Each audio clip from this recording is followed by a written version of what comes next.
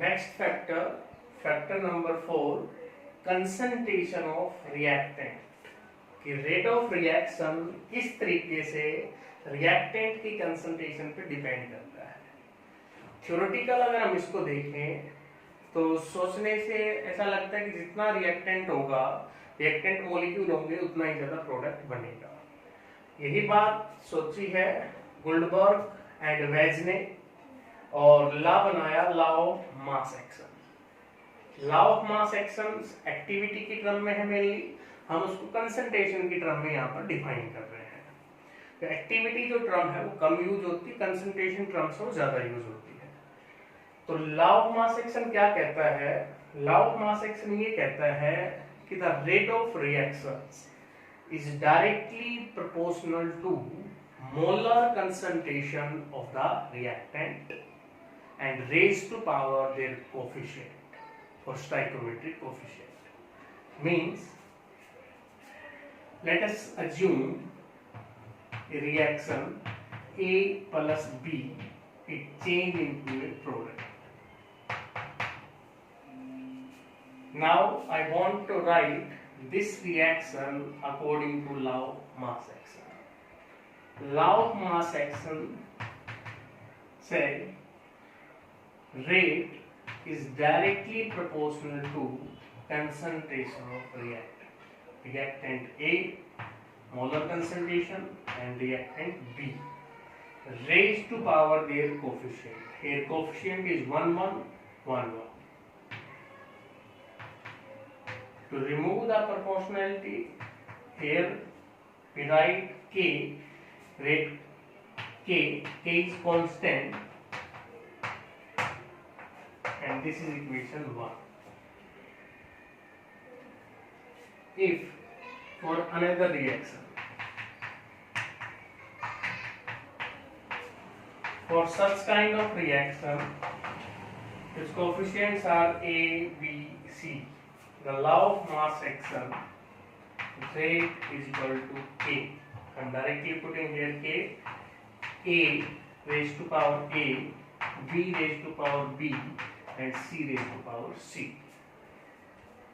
ये इसकी डेफिनेशन थी लॉ ऑफ मास एक्शन की, कि rate of reaction directly proportional to molar concentration of reactant raised to power their coefficient. This concept, law of mass action, is totally theoretical concept. ये totally अपने पास theoretical concept है, experimental नहीं है।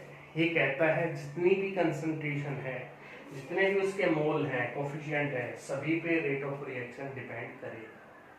But जब experimental बारी आती है, बात आती है, तो कुछ केसेस के अंदर, खासकर जो कॉम्प्लेक्स रिएक्शन है, वहां law of mass action hold नहीं करता है या रिजल्ट नहीं दे सकता है। तो एक्सपेरिमेंटल एक्सप्लेन करने के लिए बड़ा इंपॉर्टेंट टॉपिक है rate law expression. Rate law expression है वो यहां पर आता है।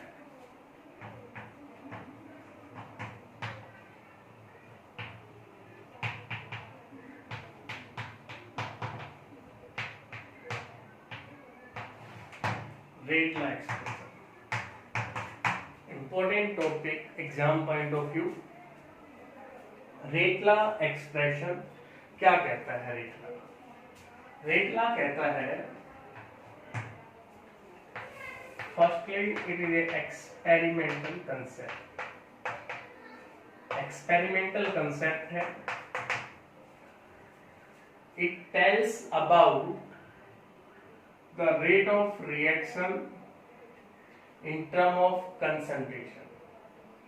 इसको दूसरे तरीके से हम डिफाइन करें, it tells about the concentration of reactant on which rate of reaction actually depend. Concentration of reactant के बारे में बताता है जिस पे rate of reaction actually depend करता है। जैसे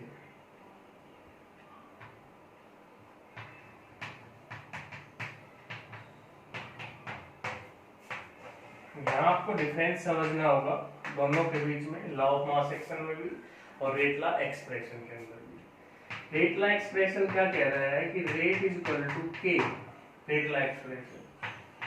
बाकी सारी चीजें वैसे लिख के जानी जैसे लॉ ऑफ मास एक्शन के अंदर की। लॉ ऑफ मास एक्शन तो क्या कहता था, जो भी कोफिशिएंट्स हैं वो रेज टू पावर में चले जाएंगे। ये कहता है कि जो कोफिशिएंट्स की वैल्यू है, हो सकता है कि उन सभी कोफिशिएंट के ऊपर रेट ऑफ रिएक्शन डिपेंड ना करे, तो ना करे इसके लिए हमने सेम कोफिशिएंट लिखने की बजाय उसकी जगह कुछ भी लिख दिया, X Y Z alpha beta gamma कुछ भी। तो मैंने ए की जगह अल्फा लिख दिया, बी की जगह मैंने बीटा लिख दिया और सी की जगह मैंने गामा लिख दिया, क्योंकि वो एक्सपेरिमेंट से निकल कर आएगा कि जो ए कोफिशिएंट है वो सारे पे रेट ऑफ रिएक्शन डिपेंड कर रहा है, बी कोफिशिएंट पे सारे पे डिपेंड कर रहा है, सी पे सारे पे डिपेंड कर रहा है। एक्सपेरिमेंटल कंसेप्ट है, तो एक्सपेरिमेंटल जो चीज निकल के आएगी, तो तब तक वो चीज नहीं आती है, हमने उसको अल्फा, उसको बीटा, उसको हमने गामा मान लिया। एक्स वाई जेड भी हम उसको कंसीडर कर सकते हैं, और भी कोई आर्बिट्री कांस्टेंट हम उसको अनदर फॉर्म में ले सकते हैं कोफिशिएंट्स के फॉर्म में। तो आप कहते हैं कि ए और अल्फा क्या बराबर हो सकते हैं, बी और बीटा क्या बराबर हो सकते हैं, या सी और गामा बराबर हो सकते हैं? तो ये सब बराबर हो सकते हैं, लेकिन ये जनरली जो होल्ड करता है वो एलिमेंट्री रिएक्शन के लिए करता है, कि वो रिएक्शन जो एक सिंगल स्टेप में कंप्लीट हो रही है उस रिएक्शन के लिए दोनों बराबर होते हैं कोएफिशिएंट्स, जनरली बाकी रिएक्शंस के लिए नहीं होते हैं। इस बात का आपने ध्यान रखना। अब यहां से जो के आया है रेट लॉ एक्सप्रेशन से, ये जो के है here k is called rate constant,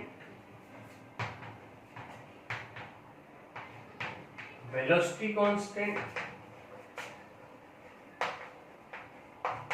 और specific rate reaction।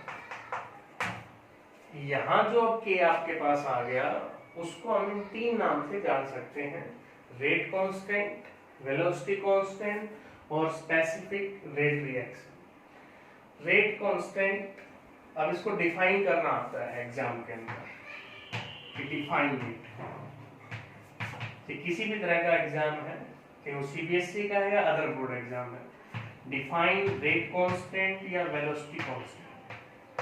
यहाँ नाम से डिस्क्राइब हो रहा है स्पेसिफिक रेट रिएक्शन, पर्टिकुलर, कि जब हमने रिएक्टेंट की कंसंट्रेशंस को 1 ले लिया, यूनिटी ले लिया है, अब 1 की पावर अल्फा हो, 1 की पावर बीटा हो या 1 की पावर गामा, 1 की पावर जो भी है हमेशा रिजल्ट क्या आएगा, 1 आएगा।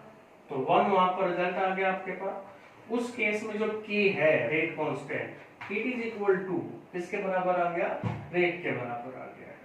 तो यहां से आप डिफाइन कर सकते हो रेट कांस्टेंट को, वेलोसिटी कांस्टेंट को। कैसे डिफाइन करोगे, it is the rate of reaction when the concentration of the reactant is taken unity, कि जब हमने रिएक्टेंट की कंसंट्रेशन को 1 लिया है, यूनिटी लिया है, उस टाइम के ऊपर जो रेट ऑफ रिएक्शन है वही रेट कांस्टेंट कहलाएगा। Clear, good.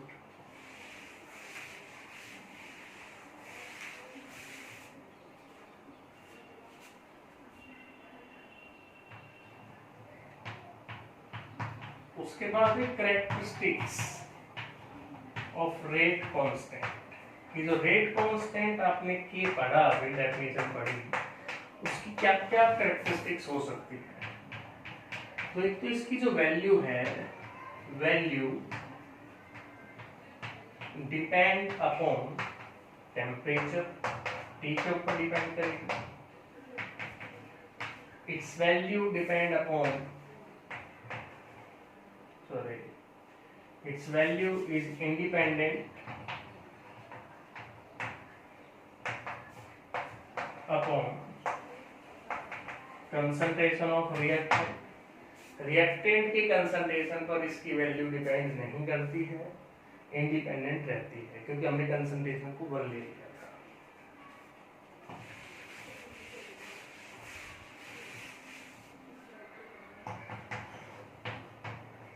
its value depend upon परजेंस of catalyst. परजेंस of catalyst पर इसकी वैल्यू डिपेंड करेगी। नंबर 4th फैक्टर पे आऊं तो its unit is not fixed. इसकी जो यूनिट है वो फिक्स नहीं है। जब आपने पिछले लेक्चर में पढ़ा था रेट ऑफ रिएक्शन, तो रेट ऑफ रिएक्शन की यूनिट फिक्स होती थी। क्या होती थी? मोल, लीटर इनवर्स और टाइम का इनवर्स हो जाती थी। तो इसकी यूनिट फिक्स नहीं है, वो डिपेंड करती है, depend upon order of reaction. Reactions के ऑर्डर पर डिपेंड करेगी इसकी यूनिट। अब ऑर्डर ऑफ रिएक्शंस क्या है और इसकी यूनिट को हम कैसे निकाल सकते हैं, उसको हम नेक्स्ट वीडियो के अंदर देखेंगे। Order of reaction and unit of rate constant.